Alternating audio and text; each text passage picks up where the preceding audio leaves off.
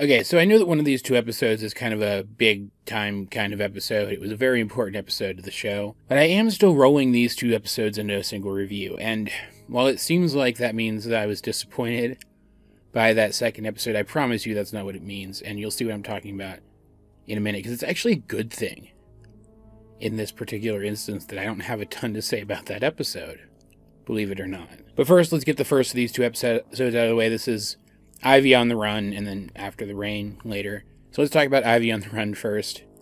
And as the title suggests, this is an episode which focuses almost entirely on Ivy, who, if you don't count Anne's human friends, because if you do, Marcy's probably my favorite recurring character. Ivy's probably my favorite recurring character in this show. Now, incidentally, as I start talking about this episode, I'm trying to recall, have we ever really spent any amount of time with Ivy's mom prior to this? Did we know how, what's the right word? Finicky? Is that the right word? She's very prim and proper, and she expects a lot from her daughter. Did we know that about her? Because I kind of get the sense that maybe it was mentioned in passing, but I don't recall any episodes which focused on it. If I'm wrong, please correct me, because I'd like to go and rewatch them. But she is. She's very prim and proper. She expects chores to be done a specific way. There are certain things that Ivy is expected to do to perfection every day, and Ivy's gotten sick of it because it's just not her thing.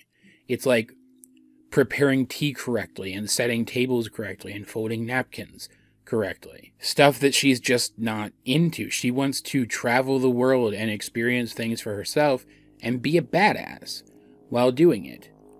And she's already kind of a badass, and she's already super adventurous around town. So I get it. Again, I don't think this is ever a thing that was explicitly said about her character, but it makes so much sense. And things come to a head at one point. Sprig has already been bragging about his time outside of the valley, talking about all the friends that he made from here to Newtopia.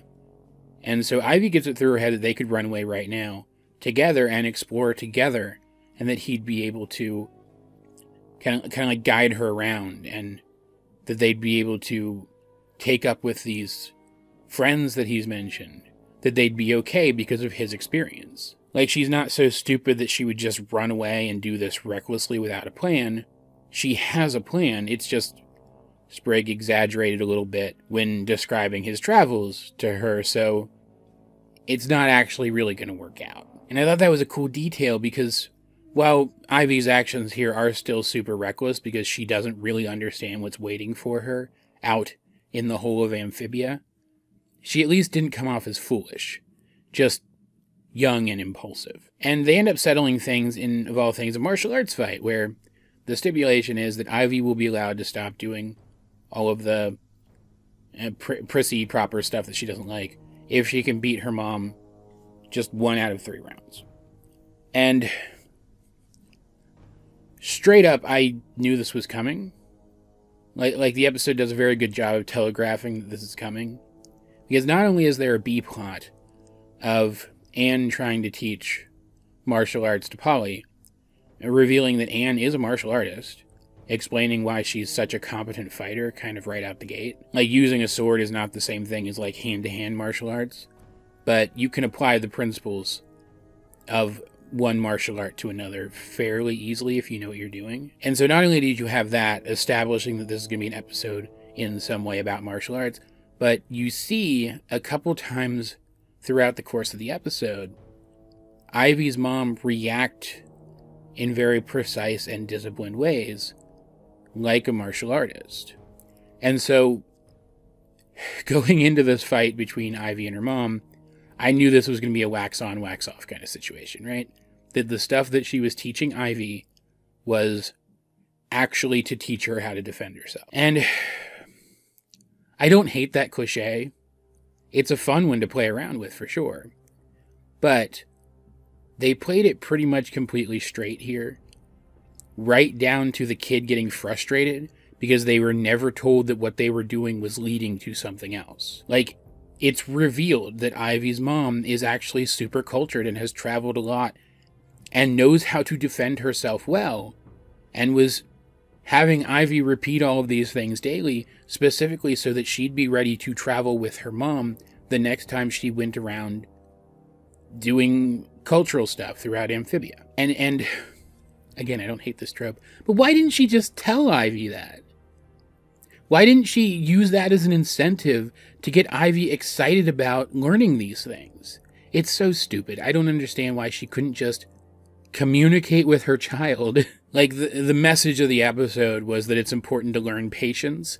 Ivy should be patient. But going into this, Ivy didn't know what she was waiting for. She didn't know that there was something to be patient for, if that makes sense. Wouldn't the message of the episode have landed so much harder if Ivy just didn't believe that what her mom was doing would work and wanted to get out there now because she thought she was already ready, only to learn that, oh, hey, this is actually a good thing to be learning. Maybe I should keep doing what mom says, right? Wouldn't that have been so much more powerful than just her not knowing ahead of time at all? Because now that she knows, she's psyched about it. I don't know. I just feel like this one could have worked a lot better. There was still solid humor here, and I still really love the dynamic between Sprig and Ivy.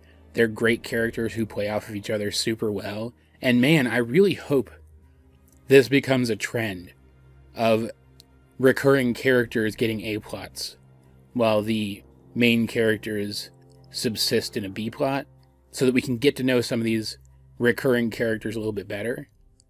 But I feel like this one could have been a lot stronger than it was. Where I feel Ivy on the Run struggles to do anything interesting with its cliches, though, After the Rain, I think, is a really interesting example of how to do one particularly frustrating cliche in what shouldn't be a new and fresh way, but one that is still pretty new and fresh. After the Rain is an episode that we knew was coming. They need the music box. Marcy has information about it. It's time for them to start the, what were they, temples? What were they called? Temples. They're supposed to head to the first of these temples and do their quest there, right? You know, main quest stuff, rather than the side quests that they've been getting up to lately. And so when Hop Pop goes to dig it up, still placating Anne with stories about his various contacts and whatnot, having it right now, he finds that it's not there, and so it comes to light what's happened. He has to admit to Anne that he lied to her, that he's been lying to her all this time. And so while there's a bit of a B-plot, which eventually rolls into the A-plot, of Sprig and Polly finding the music box where it is now, the main driving force of this episode is that Anne no longer feels like she can trust Hop Pop, and by extension the rest of the family, because he is the head of the family. And so she runs off and resumes life out in the swamp where she was living before they found her. And this is what I mean by the episode does something interesting with an old cliche. A lot of shows might have taken multiple episodes to wrap this up.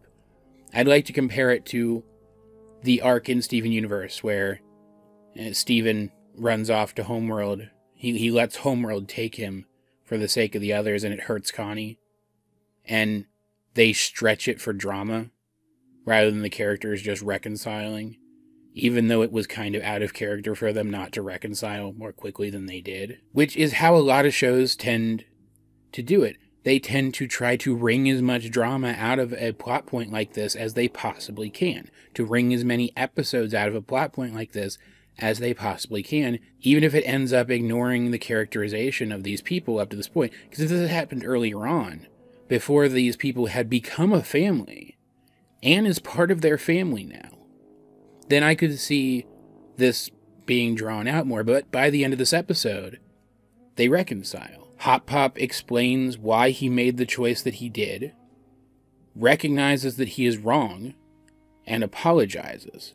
Because he made this choice earlier on in his character's arc, before he knew Anne as well as he does now, and he admits that he knows her better now, and should have just told her the truth sooner. He relates this decision back to the fact that he feels like he didn't do enough to save Sprig and Polly's parents, because, I mean, we all know their parents are dead. The show's never really come out and said it. But we all know, right? And even though realistically there's nothing he could have done for them, that doesn't matter to him. Because when someone loses someone, they are always going to wonder if they could have done something. It's just, I mean, this is entirely applicable to Hop Up, but it's human nature to do that, right? And by the end of the episode, these characters are fine. they're a family again. And based on where they are in their arcs, they absolutely should have been fine by the end of this episode. And so, straight up, the only subversion in this episode, the only thing that I didn't expect, was that I kind of expected that this reveal would lead to at least one cliffhanger where we weren't sure if Anne was going to come back to the Planters, and it didn't, and that felt so refreshing. I loved it a lot. It's a fantastic episode with great emotional weight, fantastic voice acting, solid animation. And the B-plot does roll back into the A-plot. Like I said, I didn't mention how I don't think it's actually important to talking about the merits of the episode, so just watch it. But it's two storylines as such they are, because they're related from the start, right? The B-plot is finding the thing that was lost in the A-plot. But they do come together well, they fit together well, everything just, it fits together so well. And yet these characters act so in character, and we were so sure that an episode like this was coming, that, I mean, I basically knew it was going to happen the entire time. And like as soon as the characters started behaving like properly in character, and it became clear that they would reconcile by the time the episode was over, basically the entire episode happened exactly as I expected it to. Which is not a bad thing, right? This is still an excellently put together episode. It's just, I don't really have anything to critique about it. It's just very, very good. Like, I want to say more, but all I'd be doing is describing to you how it's very, very good in ways that you should just go watch it and see. Like, straight up, the only thing that I still feel like I need to say about this episode as a reviewer is that the episode straight up acknowledged the growth of these characters. It didn't just allude to their development. It straight up called it out. And it serves to remind you of just how great the character arcs in this show actually are. They happen without really calling out that they're happening. They're subtle, and the progression is just so good. Like so constant and realistic. I just love it a lot. The characterization in this show is surprisingly the best part about it. When there's so many great things about this show already. And hey, main quest stuff coming up soon, so that's also really freaking great. I don't know what else to say. This is just like a perfect episode of this show. Anyway, as per usual, guys, I'd like to know, what did you think of either of these episodes, Ivy on the Run and After the Rain, if you have seen them? Let's get a discussion going in the comment section down below. And while you're down there, you might as well like the video and share it with anyone else you think might enjoy my content. And subscribe if you haven't. I'm trying to get myself out there, and I'd really appreciate it if you guys could help. You can also check out my social media. Links to those will be in the description of this video. But either way, this has been AJ22, and I will talk to you guys later.